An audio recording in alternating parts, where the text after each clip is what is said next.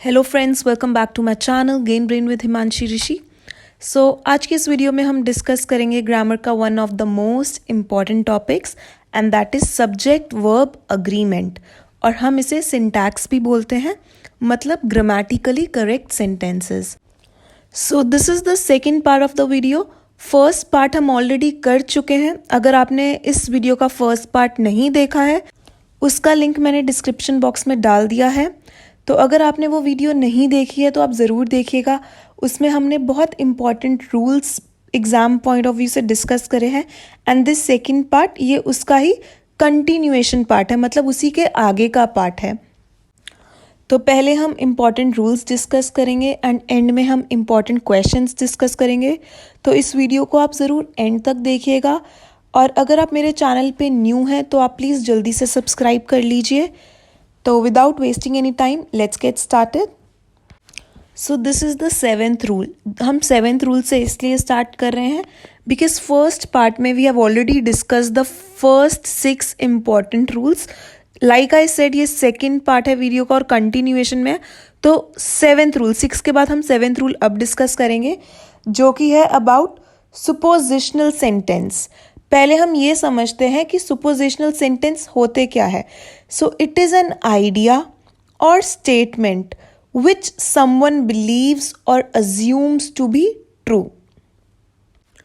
सुपोजिशनल sentences वो होते हैं जिसमें हम किसी चीज़ को इमेजिन करके बोलते हैं, things which are not true, या फिर जिसका कोई भी चांस नहीं है इन फ्यूचर सच होने का, बस हम जस्ट कल्पना कर रहे हैं या फिर हम सिर्फ इमेजिन कर रहे हैं। सो सपोजिशनल सेंटेंस को हम हिंदी में बोलते हैं कल्पना सूचक सेंटेंसेस, और इसके कुछ प्रॉपर वर्ड्स होते हैं जो कि जिनसे ये शुरू होता है, जैसे कि if, as though, if only, suppose, I wish, we wish या फिर ही विशेस। ठीक है, तो सपोज का तो जैसे हमें मतलब पता ही है कि ऐसा मान लो, या फिर एज इफ होता है अगर मैं ये ऐसा होता तो ये होता। ठीक है, तो बेसिकली सपोजिशनल सेंटेंसेस होते हैं जिसके अंदर हम चीज़ों को इमेजिन करके बोलते हैं, और ये वर्ड्स उनके कुछ एग्जाम्पल्स हैं जिनसे ये सेंटेंसेस शुरू होते हैं, या फिर ये बीच में भी आ सकते हैं ये वर्ड्स सेंटेंसेस के। तो let's see what the rule says. हमारा रूल कहता है कि suppositional sentences always follow plural verb वर।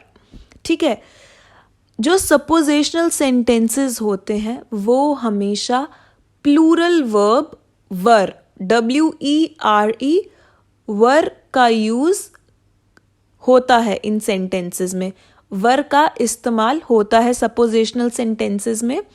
अब हम एक एग्जाम्पल के थ्रू समझते हैं इसे। जैसे कि आप फर्स्ट एग्जाम्पल देखिए, आई wish I were a bird. मैं ऐसा चाहता हूँ या फिर मैं ऐसा चाहती हूँ कि काश मैं एक चिड़िया होती। ठीक है, या फिर काश मैं एक चिड़िया होता। तो आप यहाँ पे देख सकते हैं काश आ गया, आई विश का मतलब होता है काश।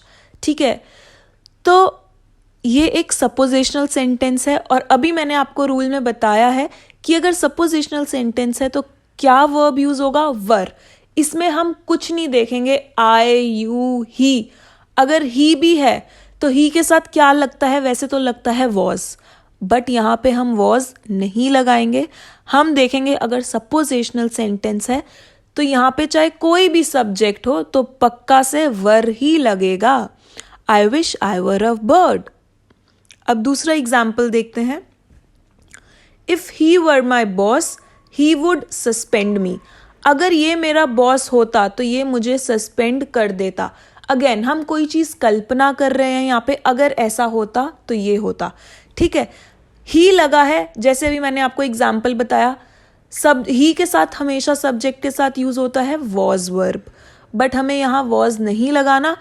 क्यों? क्योंकि एक सपोजिशनल सेंटेंस है और उसके साथ रूल क्या कहता है, यहाँ पे लगेगा वर। ठीक है, एक और एग्जाम्पल देखते हैं। Raman talks to me as if he were the general manager of his company.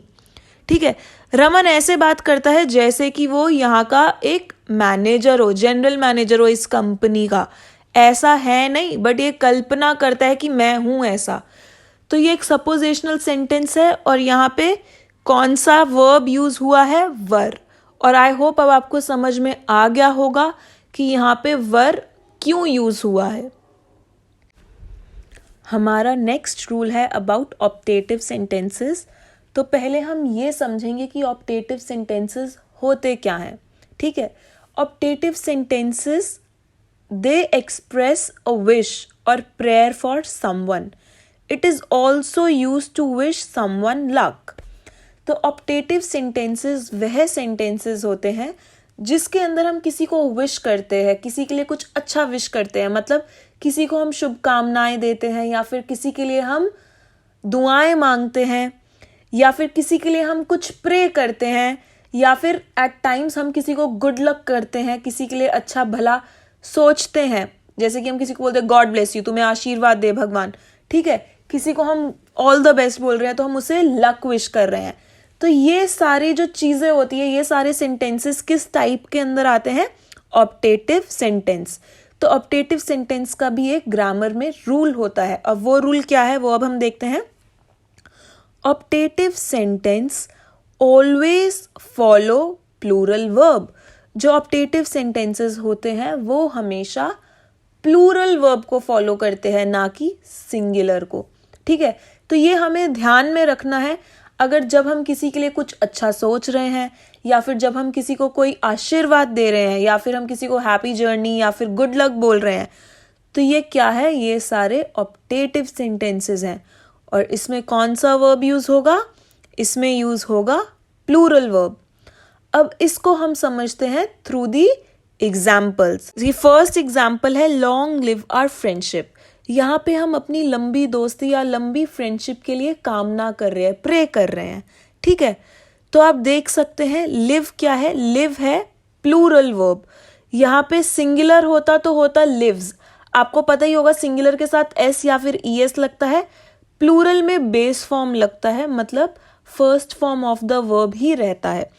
तो इसलिए यहाँ पे हम किसी के लिए या फिर अपनी दोस्ती के लिए कामना कर रहे हैं, विश कर रहे हैं, तो इसलिए यहाँ पे यूज हुआ है प्लूरल। इसलिए यहाँ पे लिव आया है, ना कि आया है लिव्स। दूसरा एग्जाम्पल है गॉड सेव द किंग। अब हम यहाँ पे किसके लिए कुछ प्रे कर रहे हैं? किंग के लिए, अपने राजा के लिए। ठीक है, तो आप देख सकते हैं गॉड की बात हो रही है तो सेव्स आना चाहिए, सिंगुलर है, बट ऐसा नहीं होगा। क्यों? क्योंकि ये एक ऑप्टेटिव सेंटेंस है। और अभी हमने पढ़ा जब हम किसी के लिए कुछ प्रे करते हैं, विश करते हैं, शुभकामनाएं देते हैं, कुछ अच्छा बोलते हैं, कुछ अच्छा चाहते हैं किसी के लिए, तो हम क्या यूज करते हैं? Plural verb. इसलिए यहाँ पे आया है सेव, ना कि सेव्स। एक और एग्जाम्पल देखते हैं, मे गॉड ब्लेस यू। ये एक ऐसा सेंटेंस है जो कि हम बहुत यूज करते हैं किसी के लिए जब हम अच्छा विश करते हैं या हम किसी को कोई आशीर्वाद या दुआ देते हैं, तो हम ये बहुत यूज करते हैं ये sentence, may God bless you. Again हम ऐसे नहीं बोलते may God blesses you, no, this is wrong. हम बोलते हैं ब्लेस यू। क्यों? क्योंकि ये एक ऑप्टेटिव सेंटेंस है, और अभी हमने पढ़ा ऑप्टेटिव सेंटेंस है तो प्लूरल वर्ब लगेगा, इसलिए यहाँ पे हमने यूज किया है ब्लेस। ठीक है, ना कि ब्लेसेस। आई होप ये आपको क्लियर हो गया होगा कि हम हमेशा ऑप्टेटिव के साथ क्या यूज करेंगे? Plural verb. नेक्स्ट किसके बारे में है rule? About words like each, either, every, neither. ठीक है, तो इन वर्ड्स, अगर इन वर्ड्स के साथ सिंगुलर काउंटेबल नाउन है तो हमेशा इन वर्ड्स के साथ सिंगुलर वर्ब लगेगा। आई होप सबको पता है कि काउंटेबल नाउन्स कौन से होते हैं।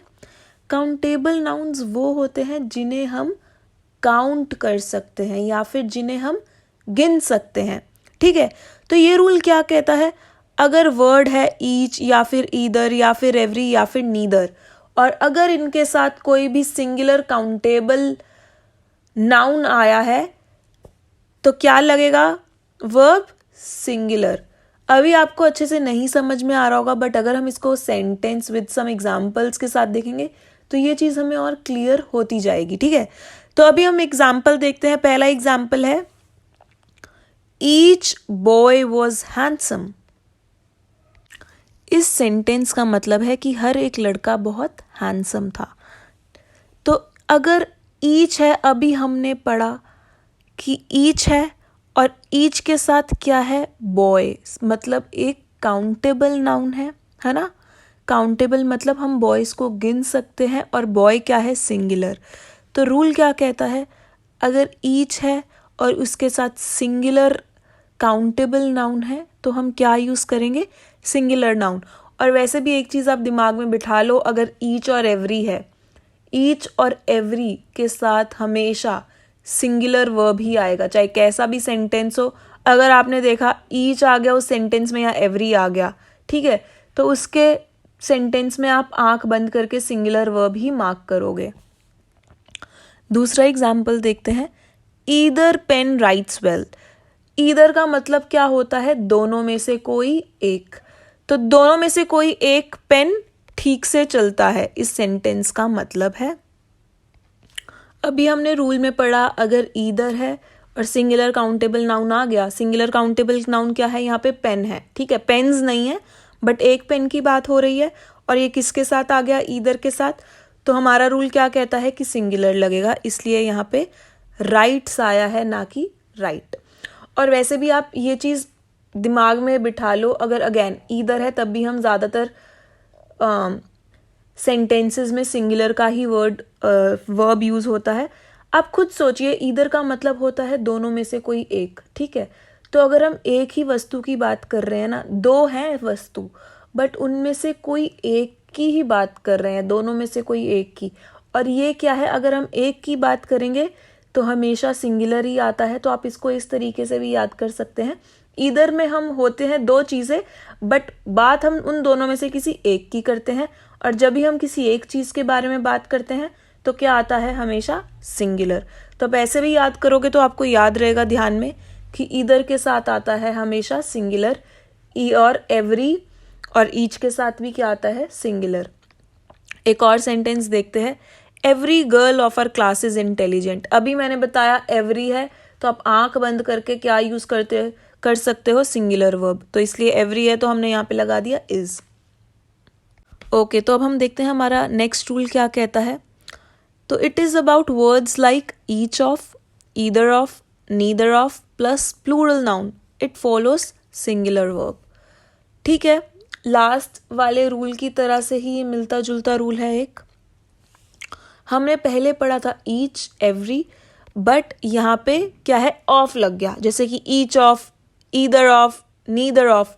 और अगर इनके साथ प्लूरल नाउन भी है, पहले था कि सिंगुलर नाउन, तो सिंगुलर वर्ब आ जाएगा। बट अब आप ये देखो, अगर इनके साथ प्लूरल नाउन भी है, प्लूरल मतलब एक से अधिक नाउन भी इन वर्ड्स के साथ आ रहा है, तो हमेशा क्या लगेगा, सिंगुलर। अभी मैं आपको पहले बता चुकी हूँ वैसे ये चीज़ कि अगर ये वर्ड्स हैं इनके साथ ज़्यादातर आता है सिंगुलर, तो चाहे इनके साथ प्लूरल वर्ब भी यूज़ हो रहा हो तब भी हम क्या लिखते हैं वर्ब में, सिंगुलर। तो इसको हम और अच्छे तरीके से समझेंगे with the help of some examples. So let's see some examples here. तो हमारा पहला एग्जाम्पल है, each of these 4 pens is red. तो मतलब ये प्रत्येक जो पेन्स है 4, इनमें से सारे पेन्स क्या हैं, हर एक पेन क्या है, रेड कलर का। इस सेंटेंस का पहले तो ये मतलब है, ठीक है। तो आप देख सकते हैं ईच ऑफ है और यहाँ पे प्लूरल नाउन क्या यूज़ हो गया, पेन्स। अब ज़्यादातर लोग क्या करेंगे कि यहाँ पे पेन्स आया है, प्लूरल नाउन है, तो उनको लगेगा कि यहाँ पे आएगा आर, बट ऐसा नहीं होगा।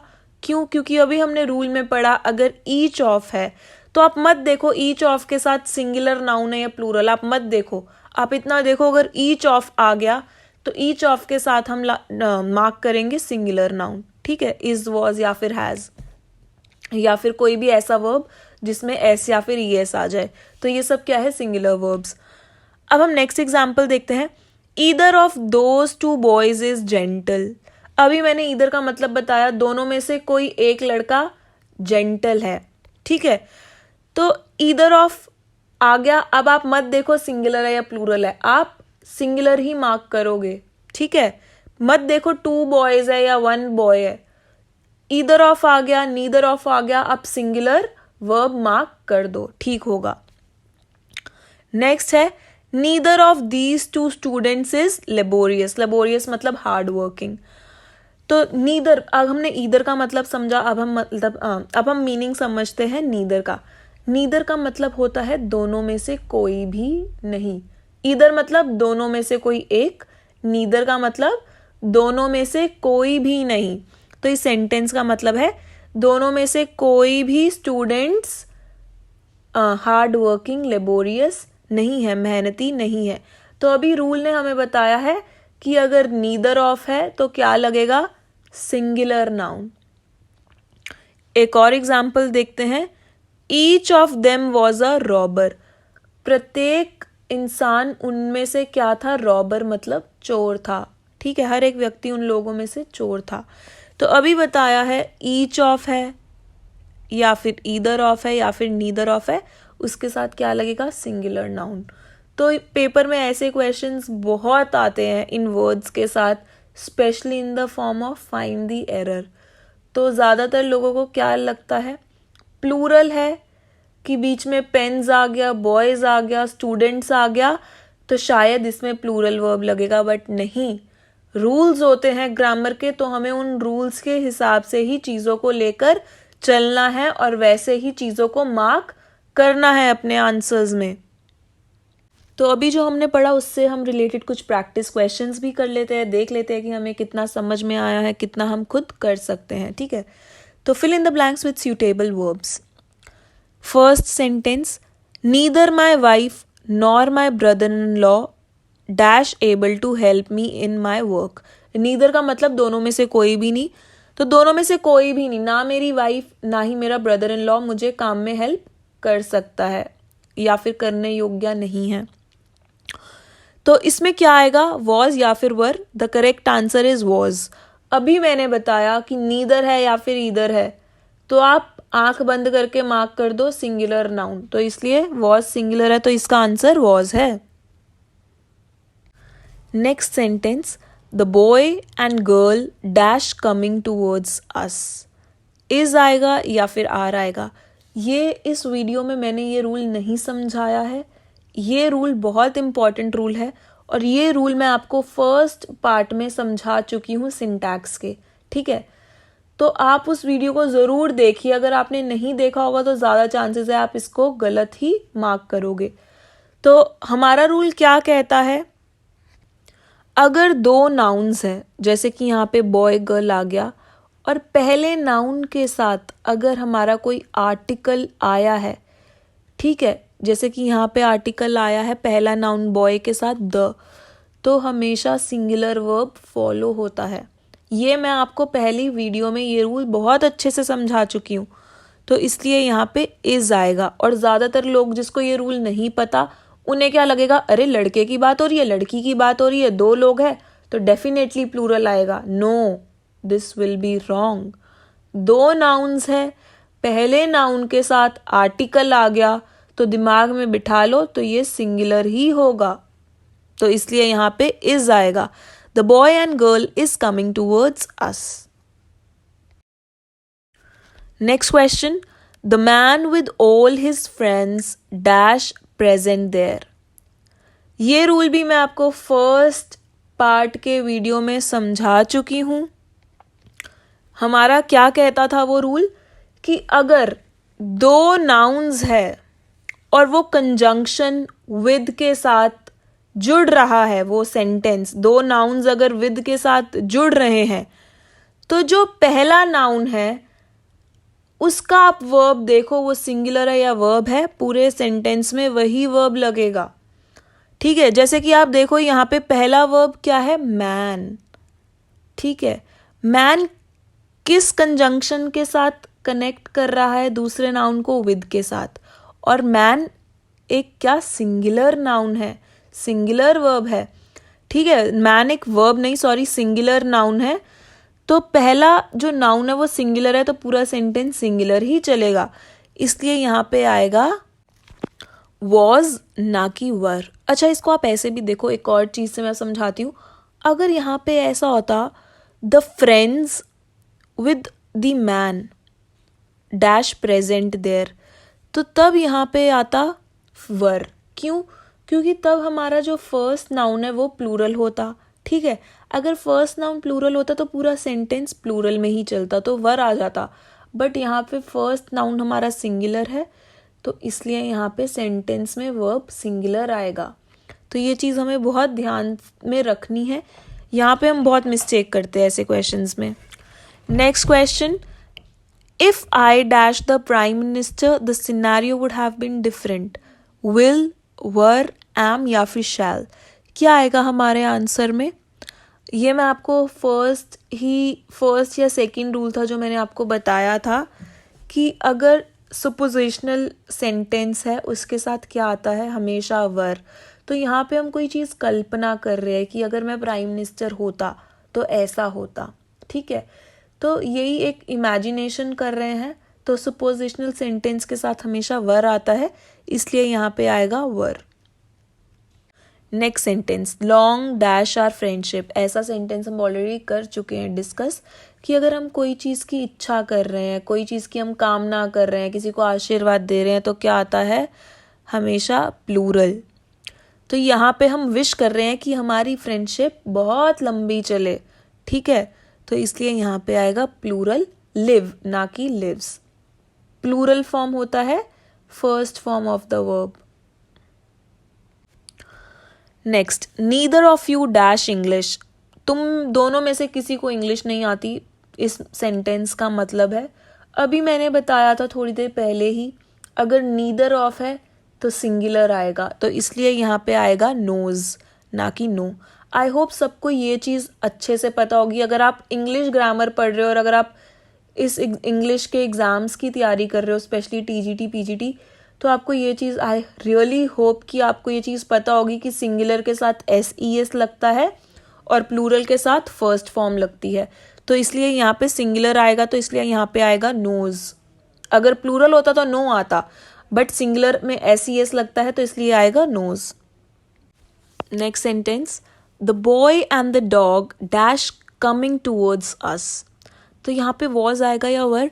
ये सेंटेंस में आपको ये जो रूल है, इस सेंटेंस में जो रूल यूज़ हो रहा है उसको मैं फर्स्ट पार्ट में इस वीडियो के मैं डिस्कस कर चुकी हूँ। अगेन अगर आपने फर्स्ट पार्ट नहीं देखा है, उसमें मैंने मोस्ट इम्पॉर्टेंट रूल्स डिस्कस करे हैं, ज़्यादातर जहाँ पे बच्चे मिस्टेक्स करते हैं, तो वो वीडियो आप ज़रूर देखिएगा। उसका लिंक मैंने डिस्क्रिप्शन बॉक्स में डाला है, अगर आपने नहीं देखी तो प्लीज़ आप इस वीडियो के बाद वो वीडियो ज़रूर देखिएगा।